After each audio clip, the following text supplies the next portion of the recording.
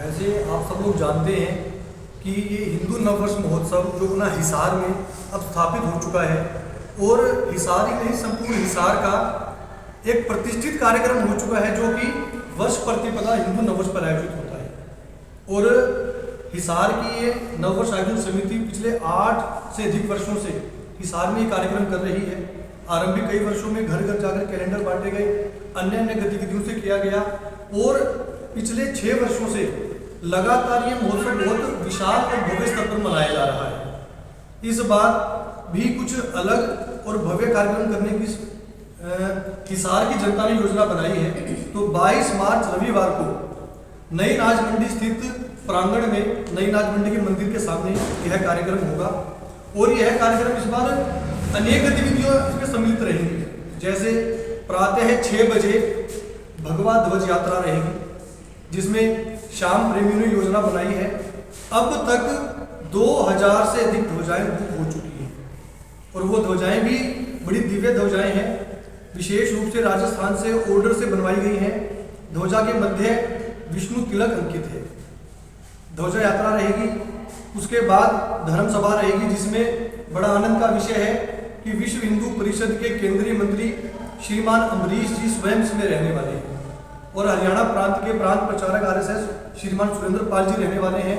इसके अलावा पूरे हिसार के अनेक मंदिर, अनेक ट्रस्ट, अनेक समाज सेवी लोग इस कार्यक्रम में प्रत्यक्ष रूप से जुड़ चुके हैं। और उसके बाद जैसा कि अपनी परंपरा है, मधुर में श्याम जी का संकीर्तन होगा और प्रसाद में भंडारा भी होगा। तो कोई चीफ गेस्ट या कुछ विशेष तौर पर? जी, अपने केंद्रीय मंत्री जो हैं श्रीमान अम्बरीश जी, वो इसमें मुख्य वक्ता के तौर पे रहेंगे। ठीक है, तो कितने बजे शुरू होकर कितने बजे तक ये चलेगा? प्रातः 6 बजे अपना ये कार्यक्रम आरंभ हो जाएगा।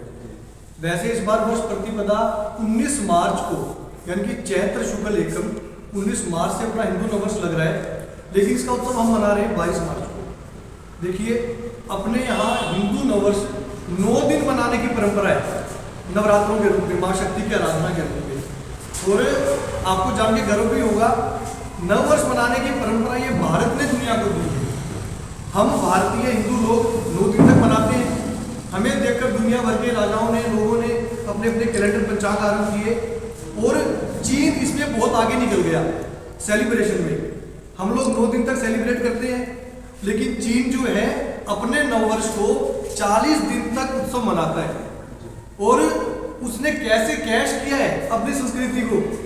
पूरी दुनिया में जो पर्यटक चीन के अंदर आते हैं उनकी संख्या करोड़ों में है, लेकिन उस 40 दिन के अंदर सर्वाधिक पर्यटक वहां पहुंचते हैं और विदेशी मुद्रा का जो उसकी वार्षिक इनकम है उसका एक बहुत बड़ा भाग वो 40 दिन के उत्सव से कमाते हैं। लेकिन गर्व की बात क्या है, वो चीन ने इस परंपरा को मनाना वो हम भारतीयों से सीखा, हिंदू समाज से सीखा, और हम भी यहाँ पर 9 दिन मनाते हैं। हिंदू नववर्ष की अवधारणा है वो हम सब पूरे समाज को, और आप सब सुधी पत्रकार बंधु हैं, आपको अवश्य होनी चाहिए। आपको हो गई तो लाखों करोड़ों लोगों को हो जाएगी। देखिए, दुनिया में बहुत से कैलेंडर चलते हैं, बहुत से पंचांग चलते हैं अलग अलग देशों के।